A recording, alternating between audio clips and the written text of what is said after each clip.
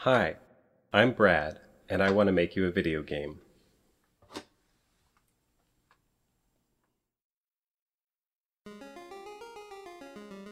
Lizard is a game for the Nintendo Entertainment System, but if you don't have one of those, it will also run on your PC or Mac. It's a platforming adventure about free exploration while wearing a lizard. You'll meet a variety of creatures, friendly and unfriendly, travel to many different places, and maybe try on a few other lizards if you can find them. The best way to get a sense of what this game will be is to play the demo, which is available right now. Check below for a download link. The demo is a substantial portion of the game ready to play on your NES, PC, Mac, or emulator. Development is well underway, and I've already taken care of the technical challenges involved in making a game for the NES.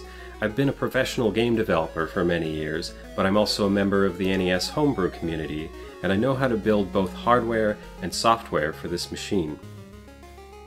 So far, I've been happily self-funding the project, but I will need your help to finish it. To do this right, Lizard is going to need a cartridge release on the system it was made for, and to be able to do this cost-effectively, I have to cover a lot of it up front. I've set the funding goal as low as I can to produce the smallest viable production run of cartridges. This is a bare minimum, and it's not intended to recover what I've already spent on development. It's only what I need to be able to finish the project. Any additional funding will make it much easier for me to finish the game, so I will appreciate all further support above the minimum goal. So, thanks for listening to me. Please try the demo, and if this is something you want, make your pledge. And in a few months, you'll be able to play Lizard. If you'd like to know more about me or the project, please read about it on the Kickstarter page, or send me an email if you have a question. Thank you very much.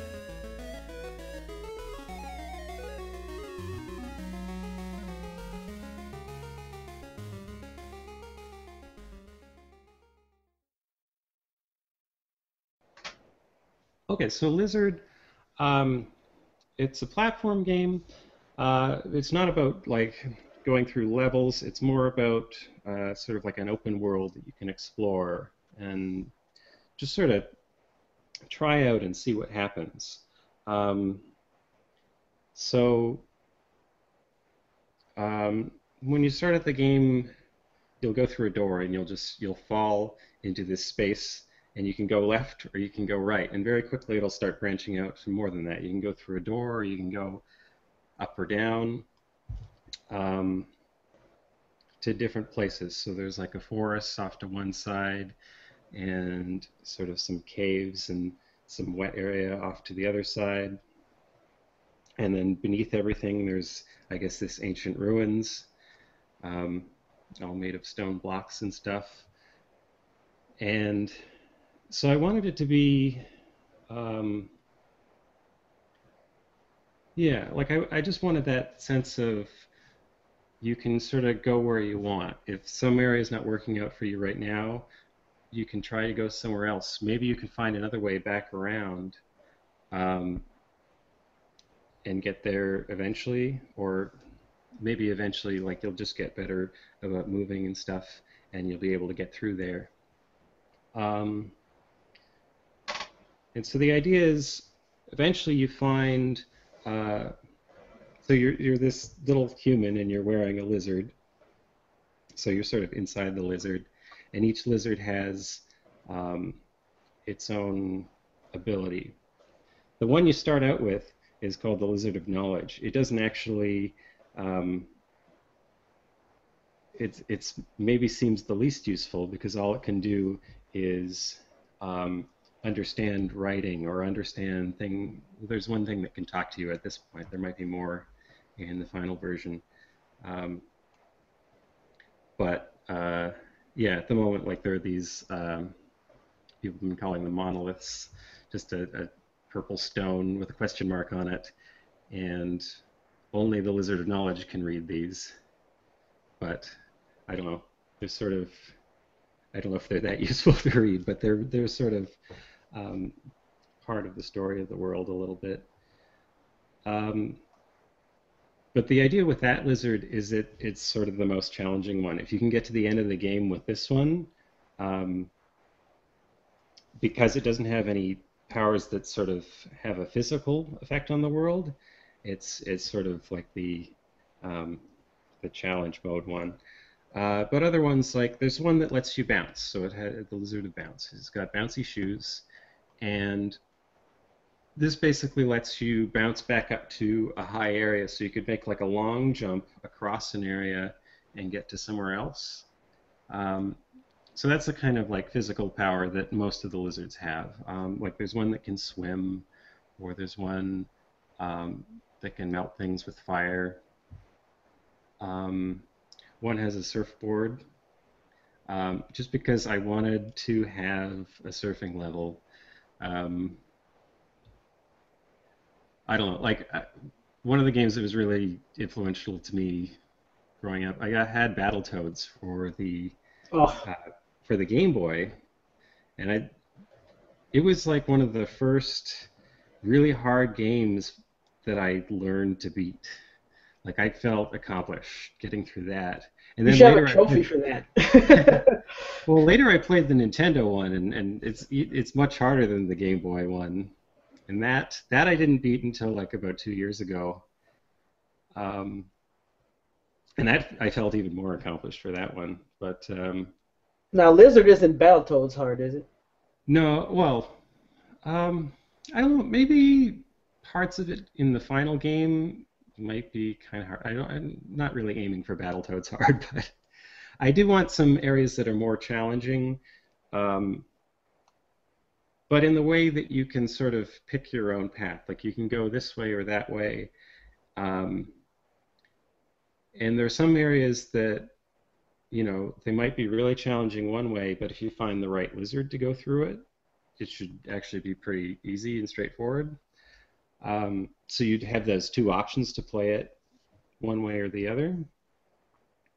And maybe if you do it, the more difficult way, you can bring a different power that sort of like lets you do something secret or whatever.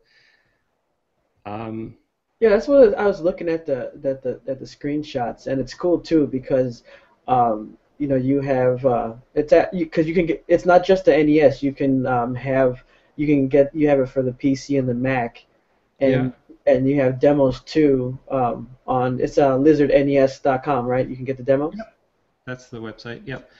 Um, yeah, for me, well, that was part of my development process. Like writing assembly code for the Nintendo, or writing any assembly code in general. I mean, it's so much more verbose. Like maybe it takes 10 lines to do what you would do in one line of C code. Um, Not always, but most of the time, it's just like a lot of little things that happen. And if you want to change something, like a lot of the process of making a game is just iterating on it. Like you try something, does this work? Tweak it a little, play it again, tweak it a little, and then it gets better and better until you have something that's not bad. But um, doing that in assembly is really really tedious. I don't think I could actually. It would just be much slower going than it is just writing the PC version, figuring out how all that works, and then once I'm pretty satisfied with it, I sort of translate it into Nintendo Assembly, and that way, um, doing that, it's pretty straightforward because by that point, I know exactly what it needs to be. I don't have to spend time trying different things, rewriting hundreds of lines of code to just try little tweaks to things.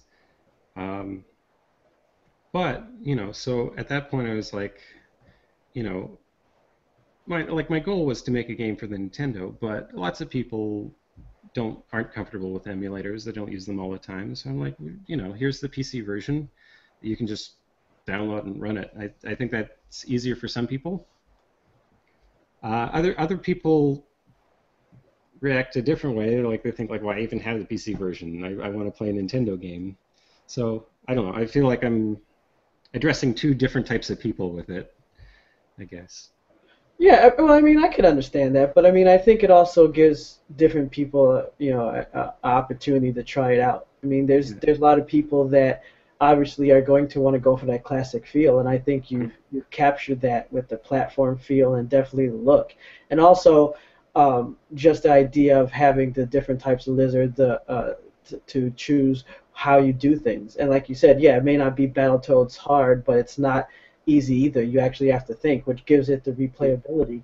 So having the different versions just gives more people the opportunity to try it, Yeah. which like we were saying before the show, with Kickstarter, with having different people have a chance to try something out, it just makes more sense to give more people a chance to try it. So, I think that fans and people who will look at your project will understand that, hey, it's good to give more people the opportunity to try a game than just say, hey, I'm going to be, Yeah. Mr. Hardcore NES only. Oh, actually, I forgot what I brought up Battletoads was because that game, like every level was a different thing, which was really neat. Um, but I was saying, like, I had the Lizard of Surf. Uh, I wanted to have a surfing level just because, like, just the sense of relief and variety that having those segments in Battletoads brought to that game. And it happens in other games too. Like there are a lot of games with the surfing level just sort of thrown in somewhere. Shinobi 3 on the Genesis, it was probably my favorite Genesis game. Like that has a really neat surfing level. Even some modern games like Journey, there's like a you go downhill on sort of sand surfing for a while, and I think it's just good to have a different kind of gameplay that fits in there. The game is Lizard, and you can find it on Kickstarter, and you can also check it out on LizardNES.com.